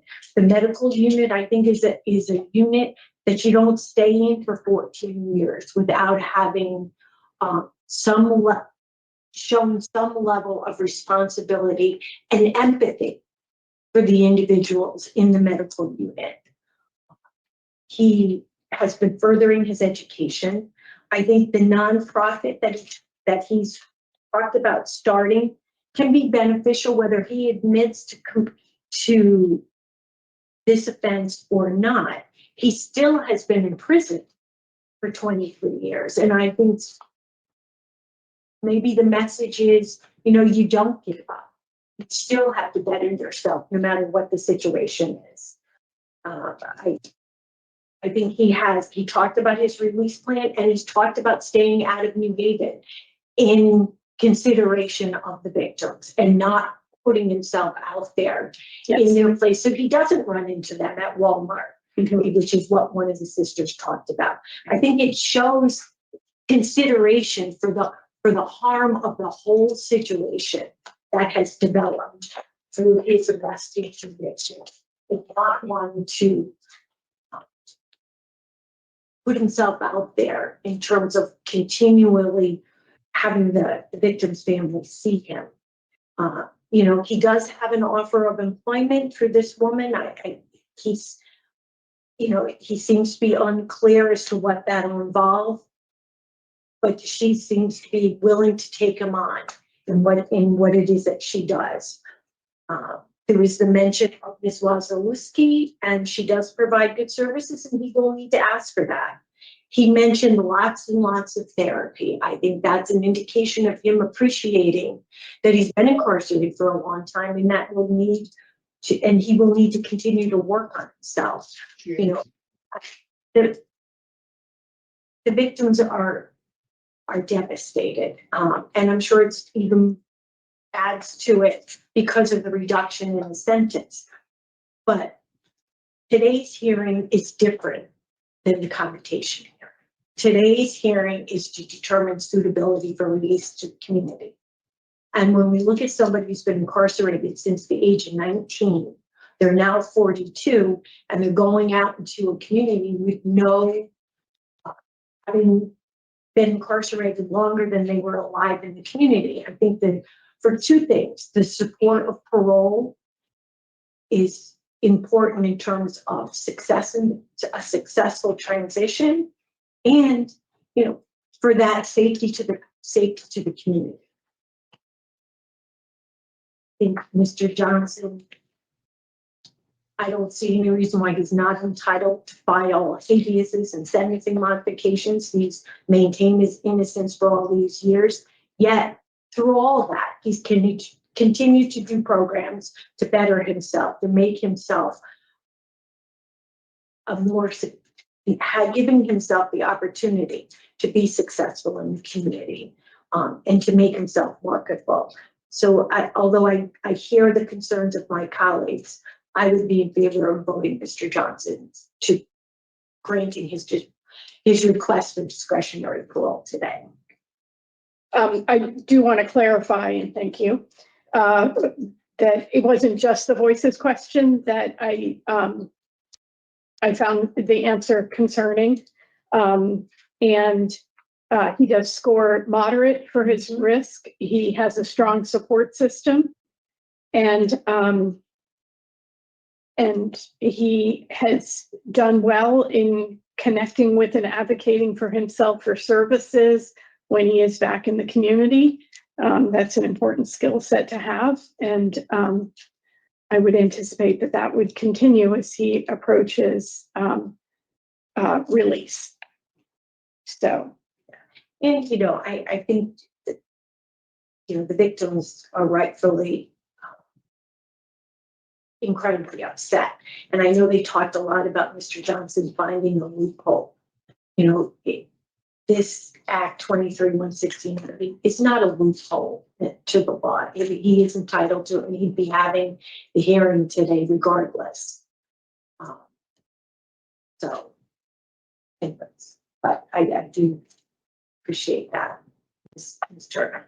So I have nature and circumstance, injury and impact to the victim and the victim's family, and inadequate evidence of offender change. So in the matter of Carvaughn Johnson, inmate number 284952, there is a motion to deny parole for the following reasons: the nature and circumstance of your crime, injury and impact caused to the victim and the victim's family, and inadequate evidence of offender change. Do I have a second? Second. All in favor? Aye. All opposed? Aye. So by majority decision, Mr. Johnson, you've been denied discretionary parole. Thank you. This concludes the public act 23169 Johnson in the number 284952. It is 12:21 p.m. And let's unpack this. And I have the appeals. I have, oh my gosh, Sir Richard provided so much information. But to keep it simple and really want to keep this down to about a total of 10 minutes because we've been here for so long, I'll go over some of the information of the appeal. But I first want to get some stuff off of my chest. I mean, one is great job by the DA. I mean, I really think he laid down those facts quite clearly. Great job on Mrs. Chance of pointing out what I thought was just key indicators of he was dishonest every chance he got at this hearing. He lied about filing another commutation of sentence. He lied. He said he'll file it afterwards. He lied about not knowing who the victim was. And when you come up and lie at this hearing so blatantly, you just lose credibility. Then you hear from the victims again. You got to give Connecticut credit for one thing, and that is that they allow the victims to speak, unlike the other states where they'll cut them off after just a few minutes. Good job on Connecticut. Now, gosh, it is an interesting case in the sense that one might say, you know, there is the certain argument, which is, wow, he went to trial. There was a hung jury. He went to trial again, and he still maintains innocence. And that's what one of the board members was stating. Who was it? It was I don't know if it was Palmieri or Turner. And I get confused sometimes. I think it was Palmieri, but and then I would say, well, actually, that doesn't really mean, you know, he went to trial because what other, we don't know actually if he had any type of plea deal at the beginning that would have made it worth it for him, especially at that age. Whether you're saying you might get 40 years or 25 years, is going to feel all the same. And after a hung jury, of course, you're going to take it back to trial again, unless for some reason, again, there's some plea. But so I don't know if that necessarily brings him any credence. Then saying that he's still insisting on his innocence till this day.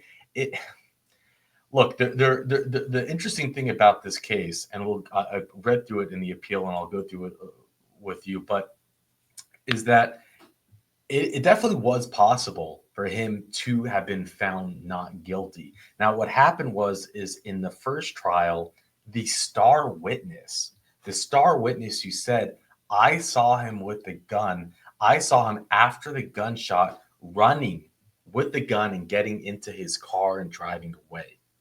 Now, even with that star witness there, the jury was still hung.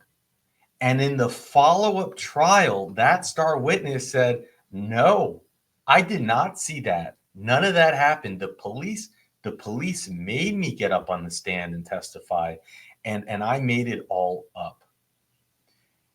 And yet that jury still found him guilty. Now, they probably didn't believe him, which might be why. Maybe they felt there was witness intimidation or something going on. But the one thing that I'm confused about is the idea that they did find a gun in his room, but it wasn't the murder weapon. And to me, and I didn't read any of that mentioned in the appeal and the arguments.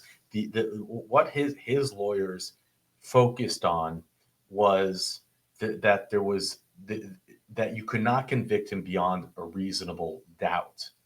that was kind of like what they focused on, which I agree. It seems to me like that's what I would focus on too. There is reasonable doubt here, I think. I mean, especially in the second trial, the eyewitness recanted. And for me, the crux of it is, why the hell would he murder someone, throw away the murder weapon, but keep another gun in his house? Now, the simple answer can be is that he's not thinking straight. None of it's thinking straight. He's just, it's not really, and that's a pretty simple answer. Now, do I think he's innocent? No, I don't. But beyond a reasonable doubt, I think there's an argument there. I do, because it's all circumstantial evidence. The attorney claims, so you might say, well, who killed him? So the attorney claims that it was actually his buddy who killed him by mistake. He had a gun, he was playing with the gun, and he shot him, and that's who killed him. Because that's the other thing. It's like, who the hell is going to kill him? But I'll just go over real quick again. I'll leave a link to this in the description, but I don't think, my personal opinion is, I don't think he's innocent. Maybe he could be, because people have been let go for much less. They don't have a murder weapon, and it's only circumstantial evidence. I would be hard pressed as a jury to do it, but then there's also just like you might have. I just gotta get someone. It's like, if he truly is innocent, can you blame him for having the attitude that he has? But he did it to himself. When you get up here and you lie and you lie and you lie, you're just killing your own credibility. And it's like, I'm comfortable saying, if he is innocent, he's giving us no choice. He's just not doing himself any favors. And that's where I'd be able to sleep at night. Now, here it is. The jury underlying criminal case reasonably had found that the following facts set forth in this case is blah, blah, blah. Which, remember, and this appeal, by the way, came in 2019. Affirmed the trial court's judgment of the conviction of a direct appeal. The petitioner shot and killed 16-year-old victim on the evening of October 10, 2001 in New Haven. In the weeks prior to that evening, the petitioner and the victim had been at odds with each other. Approximately 3 weeks prior to the shooting, the victim's teenage sister was, and that's who we heard from, by the way. They all spoke so well. I thought they spoke great. Oh, the one thing she said was, the parole board's asking them questions and then giving him answers. And it was like, yes, how often have we spoken about that in the comments section, how the parole board would do that? The victim at the corner of the Reed Shepherd Street, when she observed the petitioner approach, the petitioner walked towards Micaiah, and the victim called the victim a punk and threatened to assault him. The victim said nothing, and the petitioner walked away. The victim's next encounter with the petitioner in the late afternoon of September 29, 2001, and two engaged in a dispute over a bicycle. The victim, and remember, again, he showed up to this hearing and said he didn't know who this kid was. It's just stupid. The lies is what discredits him. We're around the intersection of Reed and Shepherd Street when the victim either was riding his bicycle or standing near it. When the petitioner stopped him, declared that the bicycle belonged to him, and demanded that the victim give it to him. So here is this 19-year-old bully who's stopping a 16-year-old boy with the bicycle. The 16-year-old fixed the bike himself. It's just so tragic. And it's the victim refused and informed the petitioner that he had found the bicycle about 1 month earlier and had fixed it up. The victim told the petitioner that he owned the bicycle. The petitioner asked for the bicycle a second time. And when the victim refused, the petitioner said, "Don't make me do something to you." The petitioner then punched the left side of the victim's head twice, which caused a small cut near the victim's left ear. During the encounter, the petitioner may have been carrying a gun. The petitioner then took the bicycle and rode away. After this encounter, the victim, accompanied by Ford, returned home, where his family contacted New Haven police to report the incident. You see, and they did everything right, and the guilt, I think it was the sister that she shouldn't be carrying, but may have been carrying for calling the police, is something I can't imagine. But they did the right thing, and that's why they why don't you just call the police? Well, maybe this is why. After speaking with the victim, the police officer radioed a description of the petitioner and notice of a possible robbery and larceny. The police did not apprehend any suspect that day. Over the next few days, the petitioner approached the victim, and they would never do anything. It's a bicycle, you know. Oh man, my father-in-law was robbed at gunpoint just a few months ago. They took his watch. Not only that, but they fired the bullet twice at the floor because he fought back, and it grazed his leg. They are looking into that case with the detective because they fired a shot. But they said if they didn't fire a shot, they'd be like, they said, good luck, you know. It would just sit on their desk. They're not gonna do anything with a bicycle. About the police report, asserted that he was not going to jail, apologized to the victim, and told him not to press charges. So over the next day, he approached him and said, "Come on, man, don't press charges."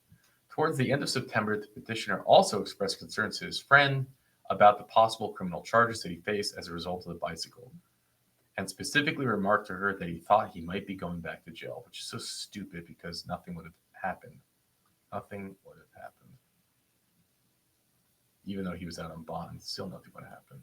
On the morning of October 10th, the petitioner approached Lakaya while she was waiting for a bus.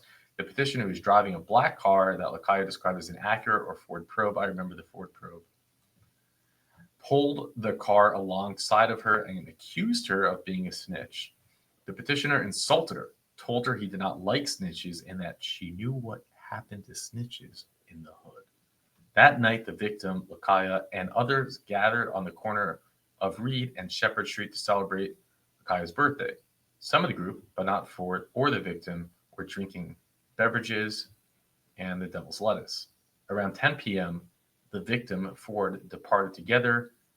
The neighborhood around Reed, Shepherd, Huntington, and Newhall Street afforded many shortcuts through the yard of houses that are occupied in neighborhood residents. Where are we on time? I'm already over by a minute and a half, but we'll go, I guess. Let's just get through this. I think it's important. On that night, however, Ford did not take his usual shortcut, but parted from the victim who took the shortcut home. Ford then continued walking alone on Reed Street and proceeded around the corner of the house on Newhall Street. Upon arriving at his house, Ford heard a gunshot coming from the backyard of the house across the street. Ford then entered his front hallway. Ford heard someone running from the yard across the street and saw the petitioner run into the driveway leading to Ford's house. Ford saw the petitioner carrying a semi-automatic handgun entering a black Acura exited the driveway. James Baker, who lived near the crime scene, heard someone run past his window, jump the fence outside his house, and head into the backyard toward Huntington Street. Approximately 5 minutes later, and around 10:20 p.m., Baker heard a single gunshot coming from behind his house. Lamont Wilson, who had left the group earlier than Ford and the victim, lived on Road Street and also heard a gunshot from the direction of his backyard sometime between 10 and 10:45 p.m. Baker called the police at approximately 10:45 to report the gunshot, but he did not initially identify himself because he feared retaliation from certain individuals for contacting police. God. So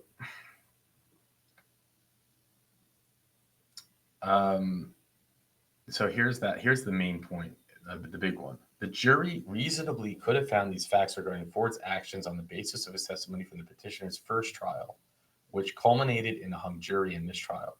At the second trial, Ford recanted and testified that he never saw the petitioner on the night of the shooting, but felt pressured by the police to implicate the petitioner.